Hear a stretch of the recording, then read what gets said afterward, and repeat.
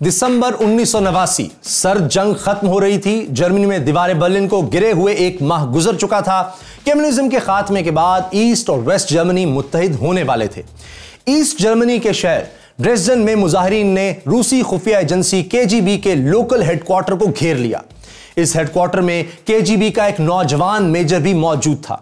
इसने अपने अफसरों से मदद मांगी, लेकिन तब इसे हैरत का धचका लगा जब इसे बताया गया कि मॉस्को के हुक्म के बगैर यह मदद नहीं पहुंच सकती और मॉस्को खामोश है।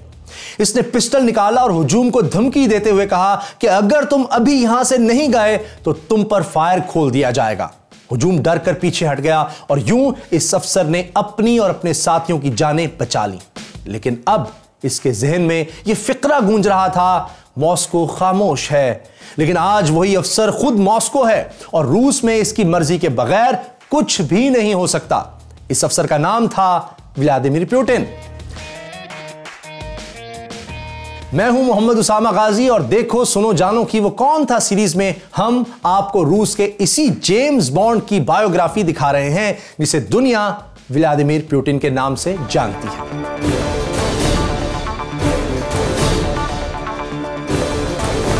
आज पुतिन रूस का सदर है, लेकिन इसके ठाठ बाट देखकर लगता नहीं कि इसने एक गरीब घराने में आंख खोली थी। पुतिन का खानदान एक छोटे से घर में रहने पर मजबूर था, जहां बाथरूम तक नहीं था और फैमिली को मोहल्ले का एक मुश्तरका बाथरूम इस्तेमाल करना पड़ता था। पुतिन का बाप नेवी में मुलाजिम था तो मां फैक्ट्री मजदूर थी। मोहल्ले के ताकतवर लड़के पुतिन की पिटाई किया करते थे और वो इस मार का गुस्सा घर में चूहों पर उतारता था और जो चूहा नजर आता इसे मार डालता। फिर इसने मोहल्ले के लड़कों को सबक सिखाने के लिए जूडो की तरबियत हासिल की और एक एक की धुलाई कर दी। आज भी आप पुतिन को कभी कभार जूडो का मुजाहरा करते हुए देखते हैं। यह जूडो इसने बचपन में ही सीखा था। मोहल्ले के बुलीज से पुतिन ने एक सबक सीखा कि दुनिया ताकतवर की ही इज्जत करती है। पुतिन ने एक इंटरव्यू में कहा था कि मैंने बचपन में ही सीख लिया था कि अगर लड़ाई के अलावा कोई चारा ना हो तो फिर पहला मुक्का आप मारो। और पुतिन आज भी इस सबक पर चल रहा है। यही वजह है कि वही पुतिन जो मोहल्ले के ताकतवर लड़कों से डरता था, आज इससे अमेरिका जैसी सुपर पावर भी खौफजदा नजर आती है। लेकिन पुतिन का रूसी सदर बनने का सफर तवील भी था और मुश्किलात से भरपूर भी। जब पुतिन ने होश संभाला तो रूस नहीं बल्कि सोवियत यूनियन या सोवियत रूस कहलाता था।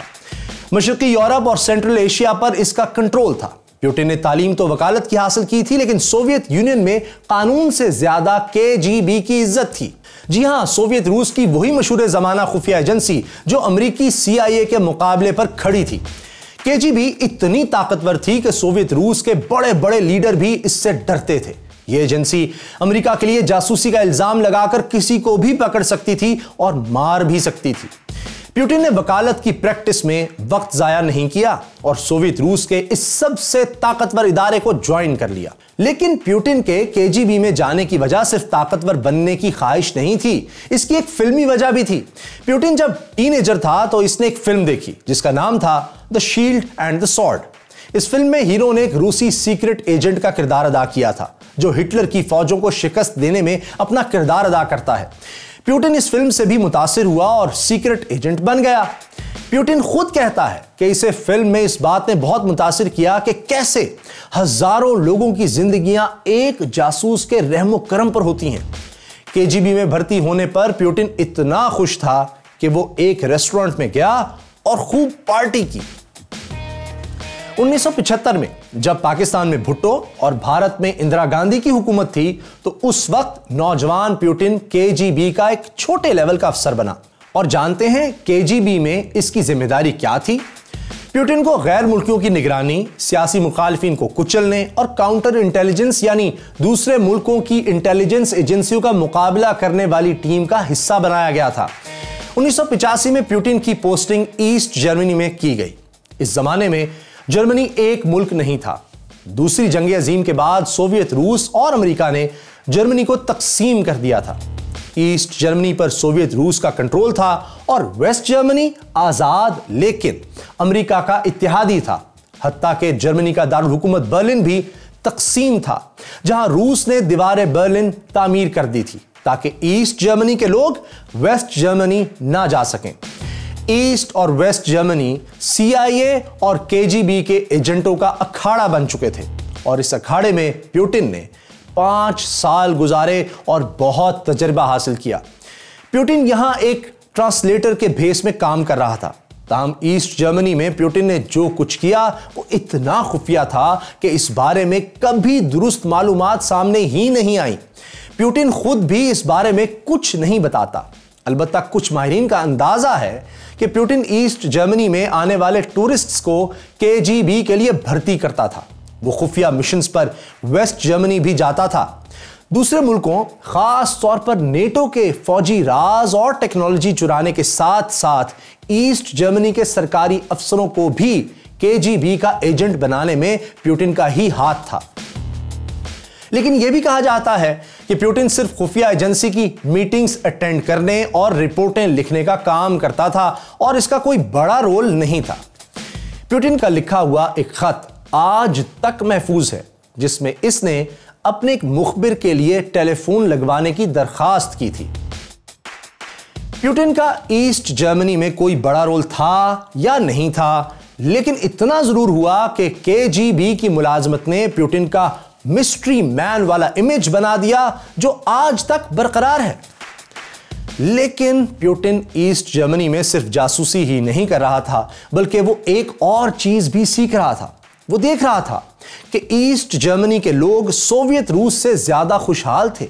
वहां सोवियत रूस से ज्यादा आजादियां भी थीं, जबकि सोवियत रूस में कम्युनिज्म के नाम पर लोगों पर बहुत सख्ती की जाती थी और ज्यादातर लोग गरीब थे। ये सब देखकर प्यूटिन दिल ही दिल में समझ गया था कि सोवियत रूस गलत समत में जा रहा है और वो अपने साथियों से ये बात कहने भी लगा था। फिर इसके बदतरीन खदशात उस वक्त सच साबित हुए जब 1989 में सोवियत रूस की फौज अफगानिस्तान से निकल गई तो मशरकी यूरोप और सेंट्रल एशिया में लोग सोवियत रूस के खिलाफ उठ खड़े हुए। फिर मशरकी जर्मनी में भी हंगामे शुरू हो गए और प्यूटिन ने अवाम को अपने हुकूक के लिए सड़कों पर निकलते देखा। तब इसे अंदाजा हुआ कि स्ट्रीट पावर क्या होती है और इससे कैसे फायदा उठाया जा सकता है।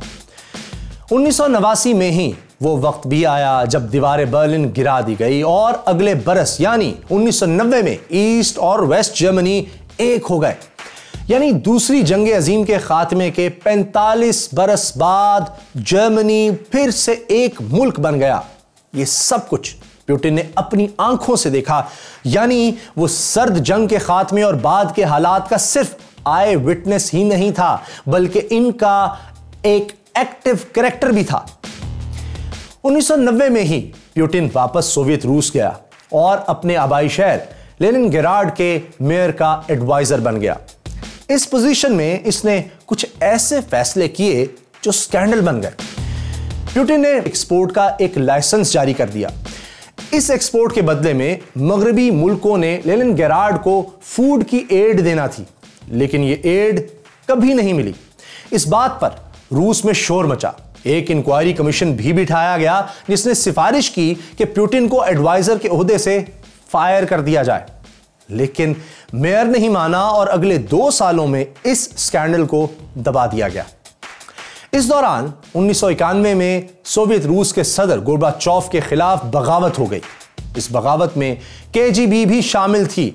अगरचे ये बगावत कामयाब नहीं हो सकी और गोर्बाचोव कुछ अरसा मजीद सोवियत रूस का सदर रहा, लेकिन प्यूटिन इस बगावत के खिलाफ था, इसलिए इसने KGB से इस्तीफा दिया और सिर्फ अपने सियासी करियर पर फोकस करना शुरू कर दिया। 1991 में सूरत हाल यह थी कि सोवियत रूस ने 70 साल से अपने नाकाबिले शिकस्त होने का जो भरम कायम कर रखा था वो टूट चुका था और अब सोवियत रूस का खात्मा दीवार पर लिखा नजर आ रहा था।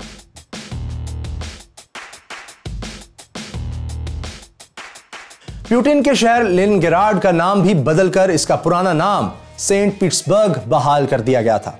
KGB की तरबियत और ईस्ट जर्मनी के तजर्बे ने प्यूटिन को एक ऐसा शातिर एजेंट बना दिया था कि इसने इन हालात से भी फायदा उठाने का फैसला कर लिया।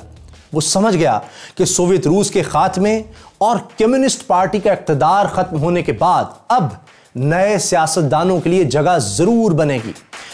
ईस्ट जर्मनी में रहते हुए भी पुतिन ने रूसी खुफिया एजेंसियों और फौज के लोगों से बड़े मजबूत ताल्लुकात बना लिए थे। इसे यकीन था कि ये ताल्लुकात अब इसे इक्तदार की सीढ़ी चढ़ने में मदद जरूर देंगे। 1996 तक वो सेंट पीटर्सबर्ग में ही मुख्तलिफ ओहदों पर फाइज रहा, लेकिन इसकी मंजिल सेंट पीटर्सबर्ग नहीं बल्कि मॉस्को में सदर की कुर्सी थी। चुनांचे वो 1996 में मॉस्को मुंतकिल हो गया। केजीबी में मुलाजमत के दौरान इसने जो ताल्लुकात बनाए थे वो यहां इसके बहुत काम आए और इनकी मदद से वो रूसी सदर बोरिस येल्सिन की नजरों में आ गया। येल्सिन ने देख लिया था कि पुतिन एक कामयाब जासूस और शातिर इंसान है।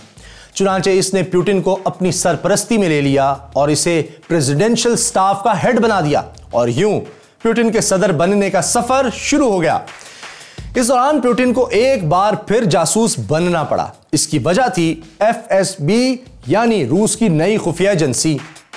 हुआ यूं कि 1991 में सोवियत रूस के खात्मे के बाद KGB को खत्म कर दिया गया था, लेकिन 1995 में इसकी जगह FSB के नाम से एक नई खुफिया एजेंसी कायम की गई।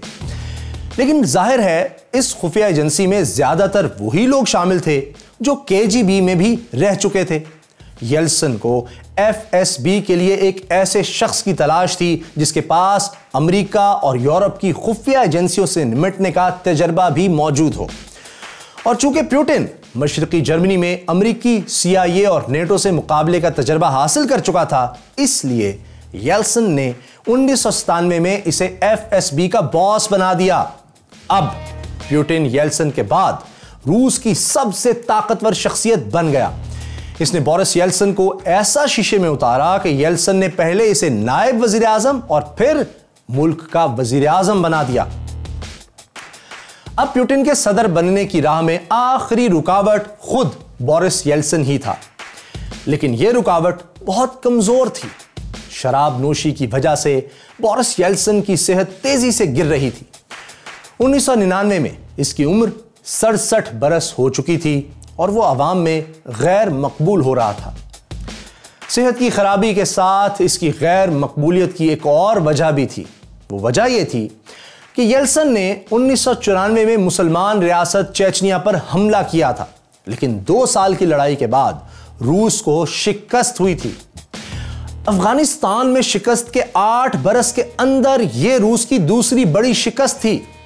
रूसी अवाम इस शिकस्त से नाराज थे, लेकिन पुतिन अंदर ही अंदर इस शिकस्त का बदला लेने का मंसूबा बना रहा था और यह मौका इसे तब मिला जब अगस्त 1999 में हजारों चेचन जंगजू रूसी रियासत दागिस्तान में दाखिल हो गए। ये लोग दागिस्तान के उन मुसलमान बागियों की मदद के लिए आए थे जो रूस से आजादी की जंग लड़ रहे थे। रूसी फौज ने इन जंगजुओं पर भरपूर हमला शुरू कर दिया और साथ ही रूसी एयरफोर्स ने चेचनिया पर बमबारी भी शुरू कर दी। लेकिन पुतिन चेचनिया पर जमीनी हमला करना चाहता था और इसके लिए इसे अवाम की हिमायत की भरपूर जरूरत थी। फिर ऐसा हुआ कि सितंबर में दागिस्तान और रूसी दारुल हुकूमत मॉस्को में बहुत से धमाके हुए। ये सारे धमाके रिहायशी इमारतों में हुए थे, जिनमें 300 से जायद आम शहरी मारे गए। रूस में कुछ लोग इन धमाकों का इल्जाम उसामा बिन लादेन पर लगाना चाहते थे, लेकिन पुतिन ने ऐलान किया कि इन धमाकों में चेचनिया मुलव्वस है, इसलिए चेचनिया पर हमला करना जरूरी है। पुतिन जानता था कि जो लीडर दुश्मन से बदला लेने और दुश्मन को इसके घर में मारने जैसी बातें करे, इसकी आवाम में रेटिंग बढ़ जाती है। चुनांचे वो खुलकर चेचनिया पर हमले की हिमायत करने लगा और फिर रूसी फौज चेचनिया में दाखिल हो गई। हम कुछ लोग ये भी मानते हैं कि दागिस्तान और मॉस्को में धमाके पुतिन ने खुद कराए थे। ऐसा क्यों है? ऐसा इसलिए है क्योंकि जब 23 सितंबर 1999 को पुतिन चेचनिया पर मजीद हमलों का हुक्म दे रहा था, उसी रोज रूसी शहर रिजान में एक इमारत से बारूद बरामद हुआ था। इस शहर के एक टेलीफोन ऑपरेटर ने एक फोन कॉल पकड़ी। यह फोन कॉल रिजान से मॉस्को में की गई थी। रिजान से मॉस्को कॉल करने वाला शख्स कह रहा था कि शहर से इकट्ठे निकलेंगे तो पकड़े जाएंगे। जवाब मिला, अलग अलग होकर शहर से निकल जाओ। ऑपरेटर ने इस मशकूक कॉल की इतला पुलिस को दी। पुलिस ने चेक किया, तो पता चला कि रिजान से जिस नंबर पर कॉल की गई थी वो मॉस्को में रूसी खुफिया एजेंसी FSB का नंबर था। वही खुफिया एजेंसी जो सिर्फ 1 साल पहले तक प्यूटिन के मुकम्मल कंट्रोल में थी। पुलिस ने कॉल ट्रेस करके रिजान से 2 लोगों को पकड़ा तो उन्होंने रूसी खुफिया एजेंसी के ID कार्ड पेश कर दिए, लेकिन उन्होंने यह नहीं बताया कि इस मशकूक कॉल का मकसद क्या था। फिर मॉस्को से एक ऑर्डर आया और पुलिस ने दोनों गिरफ्तार लोगों को छोड़ दिया। यूं यह मामला हमेशा के लिए दबा दिया गया। इस फोन कॉल का दागिस्तान और मॉस्को के धमाकों से कोई ताल्लुक था या नहीं था, लेकिन प्यूटिन का चेचनिया से बदला लेकर हीरो बनने का ख्वाब पूरा हो चुका था। अब वो अवाम में इतना मकबूल था कि वो सदर की जगह ले सकता था। बोरिस येल्सिन भी अब रिटायर होना चाहता था और रूसी आइन के मुताबिक इसकी जगह वजीर आजम यानी प्यूटिन ने ही लेना थी। 31 दिसंबर 1999 को येल्सिन ने सदर की कुर्सी छोड़ दी। इसने अपने अलविदाई पैगाम में कहा कि वो चाहता है कि अब इसकी जगह कोई ज़हीन और मजबूत लीडर मुल्क का रहनुमा बने, और जाहिर है ये शख्स प्यूटिन ही था। येल्सिन का इक़्तिदार खत्म हुआ तो इसी रोज प्यूटिन रूस का कायम मकाम यानी एक्टिंग प्रेसिडेंट बन गया और आज तक इक़्तिदार में है। प्यूटिन ने इक़्तिदार संभालने के बाद भी चेचनिया में जंग जारी रखी। इसके इक़्तिदार संभालने के 1 माह बाद रूसी फौज ने चेचन कैपिटल ग्रोजनी पर कब्जा कर लिया।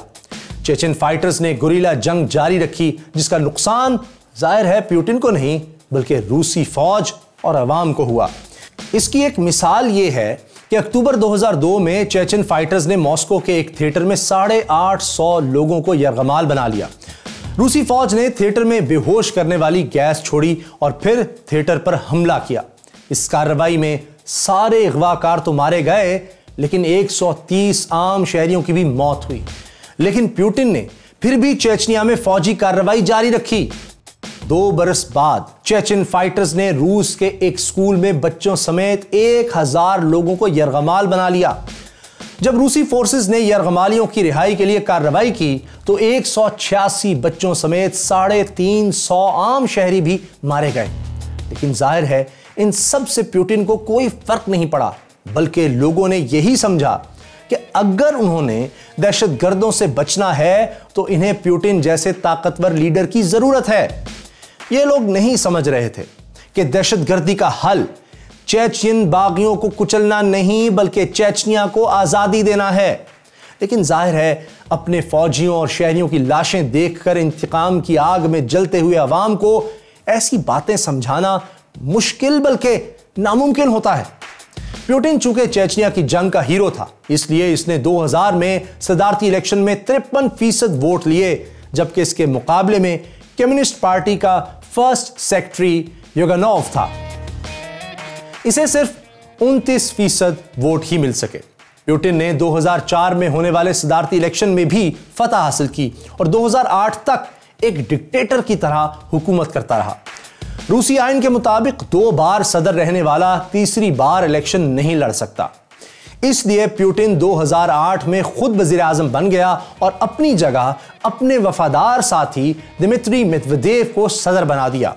2012 में इसने दोबारा इलेक्शन लड़ा और फिर सदर बन गया, लेकिन इस बार इसने आइन में तब्दीली की और सदर के ओहदे की मुद्दत 4 साल से बढ़ाकर 6 साल कर दी।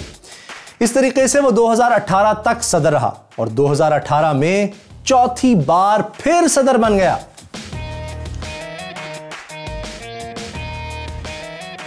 प्यूटिन की इक़्तिदार पर गिरफ्त इतनी मजबूत क्यों है?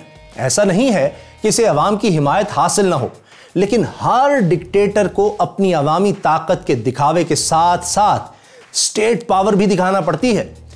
प्यूटिन पर भी इल्जाम है कि इसने अपने मुखालिफिन को कुचलने के लिए खुफिया एजेंसी FSB को वैसे ही इख्तियारात दे रखे हैं जैसे सोवियत रूस में KGB के पास थे।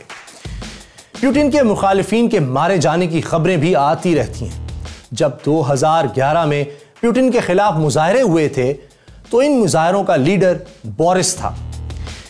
4 साल बाद इसे रूसी हुकूमती इलाके क्रेमलिन के करीब गोलियां मारकर कत्ल कर दिया गया। प्यूटिन ने इस कत्ल की इंक्वायरी खुद करवाई, लेकिन आज तक कातिल पकड़ा नहीं गया। बोरिस समेत प्यूटिन के कम से कम 10 बड़े मुखालिफिन मशकूक हालात में मारे जा चुके हैं। लेकिन सियासी मुखालिफिन को कुचलने वाला प्यूटिन रूस को आलमी सतह पर सुपर पावर बनाने की पूरी कोशिश कर रहा है और इसमें किसी हद तक कामयाब भी रहा है। प्यूटिन के दौर में रूस ने जो जदीद तरीन हथियार बनाए हैं, इनमें missile defence system S-400, S-500, 5th generation के स्टेल्थ तैयारे सुखोई 57, T-90 टैंक और T-14 अरमाता टैंक शामिल हैं। रूस हर साल अपनी फौजी परेड्स में इन हथियारों की फख्रिया नुमाइश भी करता है। प्यूटिन ने वेस्ट से रूस की पुरानी दुश्मनी भी बरकरार रखी है। इसने पोलैंड के करीब मिसाइल नस्ब किए, जिसके जवाब में अमेरिका को पोलैंड में अपनी फौज उतारना पड़ी। 2008 में प्यूटिन ने अमेरिका के इत्तेहादी मुल्क जॉर्जिया पर हमला करके इसके 2 अहम इलाकों अब्खाजिया और साउथ ओसेशिया पर भी कब्जा किया। यही नहीं, इसने 2014 में यूक्रेन के इलाके क्रीमिया पर भी कब्जा कर लिया, और वो भी एक गोली भी चलाए बगैर। अमेरिका और यूरोप इस कब्जे पर नाराज हुए और रूस पर सख्त पाबंदियां लगा दी। जवाब में प्यूटिन ने वेस्टर्न प्रोडक्ट्स का बायकॉट कर दिया, बल्कि वेस्ट से आई हुई फूड प्रोडक्ट्स को तो बुलडोजर से कुचल दिया गया। प्यूटिन शाम के सदर बशर अल असद की भी मदद कर रहा है। रूसी फौज 2015 में शाम में दाखिल हुई थी। 3 साल में इसने जंग का पलड़ा बशर अल असद के हक में पलट दिया। लेकिन इन सब कामयाबियों के बावजूद रूस एक सुपर पावर नहीं है और इसे कई बार अमेरिका के सामने झुकना भी पड़ता है। इसकी मिसाल यह है कि जब अमेरिकी सदर ट्रंप ने शाम पर मिसाइल फायर करने का हुक्म दिया तो रूस इस हमले को रोक नहीं सका। इस्राएली तैयारे भी अक्सर शाम में आकर रूस के इत्तेहादियों यानी ईरानी फौज और हिजबुल्लाह को निशाना बनाते हैं, लेकिन प्यूटिन इन्हें भी नहीं रोक सकता। 2018 में अमेरिकी तैयारों ने कुर्द बागियों को शामी फौज से बचाने के लिए एक शामी फौजी दस्ते पर हमला किया। इस हमले में दर्जनों रूसी शहरी भी मारे गए जो शामी फौज के साथ कॉन्ट्रैक्ट पर काम कर रहे थे। प्यूटिन इस बात पर भी अमेरिका को कोई जवाब नहीं दे सका। लेकिन इन सब कमजोरियों के बावजूद दुनिया पर प्यूटिन का दबदबा बरकरार है। नवंबर 2016 में अमेरिका के सदारती इलेक्शन के दौरान प्यूटिन पर यह इल्जाम लगा कि इसने अमेरिकी सदारती उम्मीदवार हिलरी क्लिंटन की जासूसी करवाई। रूसी हैकर्स ने डेमोक्रेट पार्टी के ईमेल अकाउंट से अहम मालूमात चोरी की और इन्हें विकीलीक्स के जरिए रिलीज करवा दिया। इन मालूमात में साबित किया गया था कि डेमोक्रेटिक पार्टी हिलरी क्लिंटन को गैर जरूरी रियायतें दे रही थी। चुनाचे पब्लिक ओपिनियन हिलरी के खिलाफ हो गया और वो हार गई।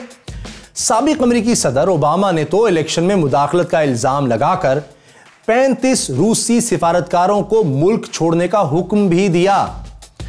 अमेरिकी इलेक्शन की वजह से रूस और अमेरिका के ताल्लुकात में जो तलखी आई है वो अभी तक दूर नहीं हो सकी। लेकिन प्यूटिन सिर्फ रूस को फौजी ताकत बनाने और दूसरे मुल्कों में मुदाखलत करने के लिए ही मशहूर नहीं है, बल्कि इसने रूस को तरक्की भी खूब दी है। 1999 में रूस का जीडीपी सिर्फ $196 अरब था, जो 2017 तक $1578 अरब हो गया, यानी तकरीबन 6 गुना ज्यादा। लेकिन जहां प्यूटिन अपने मुल्क को तरक्की दे रहा है, वहीं इसके दामन पर करप्शन के दाग भी लगते रहते हैं। रूस में तो सख्त सेंसरशिप की वजह से प्यूटिन पर कोई उंगली नहीं उठा सकता। लेकिन वेस्टर्न मीडिया ने अंदाजा लगाया है कि प्यूटिन के पास कोई $4.5 करोड़ की जायदाद है। इसके पास 20 महल और बंगले, 58 तैयारे और हेलीकॉप्टर, जबकि बहुत सी याट्स भी हैं। इस $4.5 करोड़ की जायदाद के अलावा पनामा लीक्स को अगर दुरुस्त मान लिया जाए तो प्यूटिन ने करीबी दोस्तों के नाम पर भी कोई $2 अरब की जायदाद बना रखी है। इनमें सेंट पीटर्सबर्ग के करीब एगोरा स्की रिजॉर्ट भी शामिल है, जहां 2013 में प्यूटिन की बेटी कैटरीना की शादी हुई थी। प्यूटिन के पास $7 लाख की घड़ियों की कलेक्शन भी है।